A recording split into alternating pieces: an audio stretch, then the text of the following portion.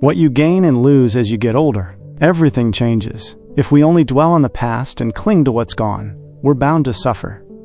Friends we were close to in our youth gradually drift apart as time passes, busy with their own lives. When we gather again, it's not as joyful as it used to be. Though still friends, the bond isn't as tight as before. This is an inevitable part of growing up. Recently, I realized I don't even have a single friend to comfortably have a drink with.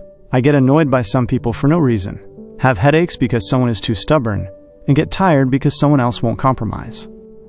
Gradually, I don't have many friends to meet anymore.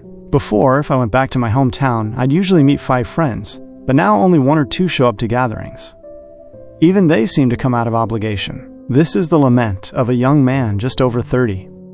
As they age, more and more people feel sad about friendships, just like him.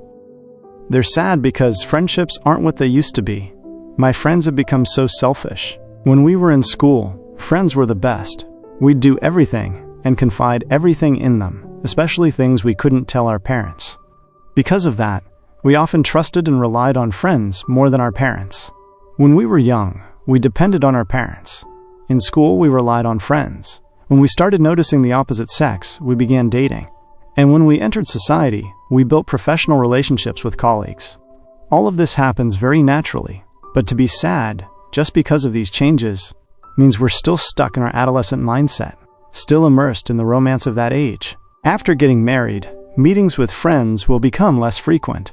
Husbands find it hard to drink late into the night with friends because they're mindful of their wives. As for women, because they have to take care of their husbands and children, they can't freely go out for dinner with friends anymore. Once we have a family, we can't freely meet everyone like we did when we were single. Even with close siblings, it was unimaginable in childhood that we'd ever be separated, but as we grow up, each person goes their own way. Siblings who used to eat and share clothes together will have their own paths after getting married. Because of this, after marriage, it's hard for us to freely help our siblings anymore. Once someone has their own family, if their wife says, "We don't have enough to spend at home, how dare you give it to your siblings?" Many husbands can only stay silent. These changes are inevitable when we belong to a different group, so we should learn to accept them as natural. But the mindset that the past is always better than the present makes us unable to embrace change and causes us self-suffering. Often, it's not that friends aren't as good as they used to be, or that they don't uphold principles. It's that we ourselves haven't escaped the mindset of our childhood selves. Even feeling uncomfortable meeting friends again, thinking, "This person makes me uncomfortable," or "That person gives me a headache," shows that our perception of friends has changed. We ourselves have changed, but we only focus on blaming the other person. Obviously, how can a long-term relationship be maintained like that? The older I get, the more sensitive and irritable I become, and recently I've developed digestive issues. Even though I've taken medicine, it hasn't gotten better. What can I do to live more comfortably? If you constantly try to change others to your liking, carefully calculating whether they suit you or not, life will naturally always be tiring, and your body will easily get sick. First, let go of the idea that friends always have to be by your side. Then, you'll be free. We need to learn to enjoy both the time spent talking with friends and the times when we're alone. That way, whether someone is by your side or not won't matter. You'll always feel comfortable and happy when you meet.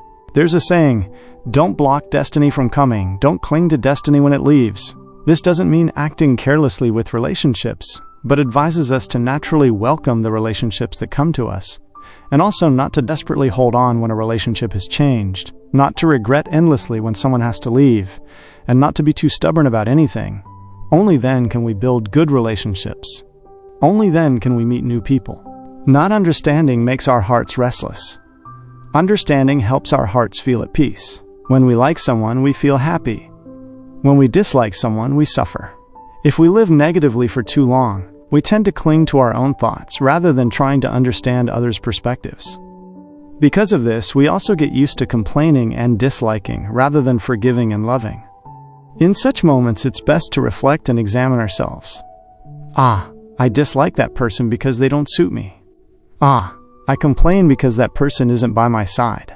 That way, we'll be less obsessed with relationships, and our frustrations with others will also diminish. What are your thoughts on this perspective on aging and relationships?